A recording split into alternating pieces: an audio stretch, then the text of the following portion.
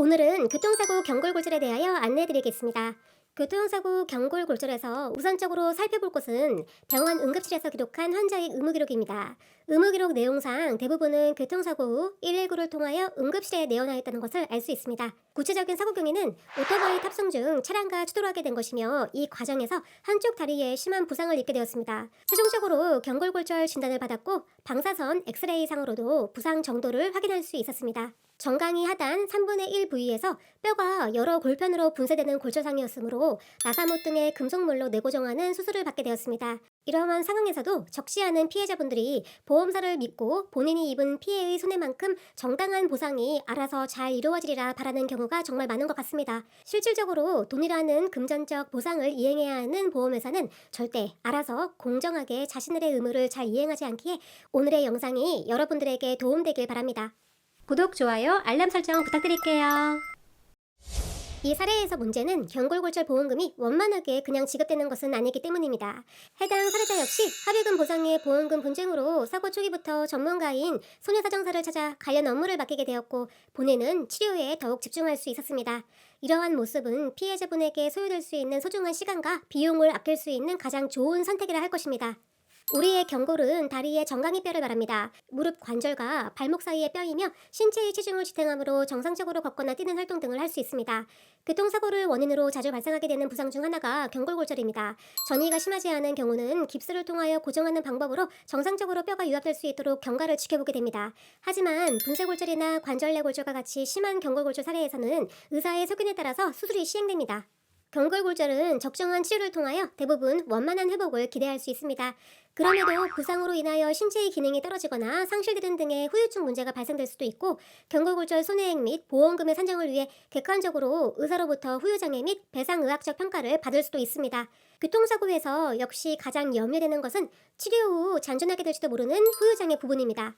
경골골절 사례들을 살펴보면 하단의 3분의 1 부위가 가장 많이 골절됩니다. 간혹 뼈가 오랜 기간 동안 정상적으로 붙지 않아 생기는 지연유압 또는 불유압의 경우가 문제가 될 수도 있지만 불유압의 경우는 골 이식술 등의 방법으로 치유될 수도 있으므로 이제는 찾아보기 힘든 상병에 해당합니다. 따라서 경골골절에 더하여 비골신경 손상으로 관절 마비와 같은 문제가 없다면 가장 가능성이 높은 경골골절 후유장애의 사례는 강직으로 인한 관절 운동범위의 제한과 동통장애 등을 말할 수 있습니다.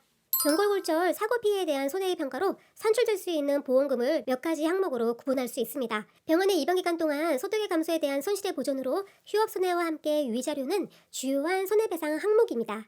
그리고 수술 등으로 간병인의 도움을 받기도 하지만 실제로 환자가 부담한 간병 비용을 그대로 지급해주지는 않습니다. 경골골절 부상 정도에 따라 자동차 보험 약관에서 정하는 상해 등급의 범위를 기준 15일에서 60일 이내로 인정하는 간병비가 지급되기 때문입니다. 하지만 보험금에 대한 분쟁이 발생하는 가장 큰 이유는 피해자의 신체적 훼손 상태에 대한 노동능력 상실률의 범위에 대한 당사자 간의 의견 대립입니다. 보험사에서는 이를 소극적으로 평가하거나 심지어 전혀 고려해주지 않기 때문입니다. 실제 교통사고 사례자분도 치료병원에서는 경골골절로 인한 수술은 잘 되었으며 관절의 움직임 제한으로 인한 큰 강직은 없었으므로 후유장애에 해당하지 않는다고 하였습니다. 경골골절 후유장애에 대한 입증 책임은 보험사에 있는 것이 아니기 때문에 치료병원이나 주치의가 평가를 거부할 경우 보험사를 상대로 이를 주장하고 인정받는 것은 대단히 어려운 일입니다.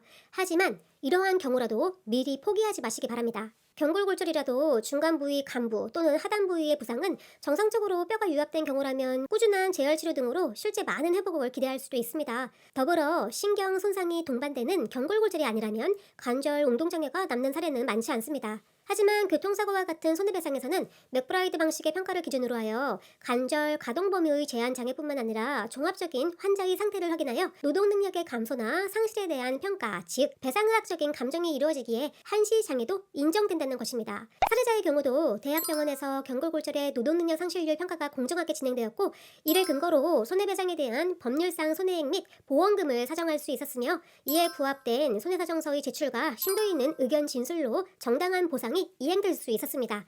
오랜 기간 치료를 이어간다고 하여 보험회사에서 타당한 합의금 보상을 이행하거나 지급하는 것은 아닙니다.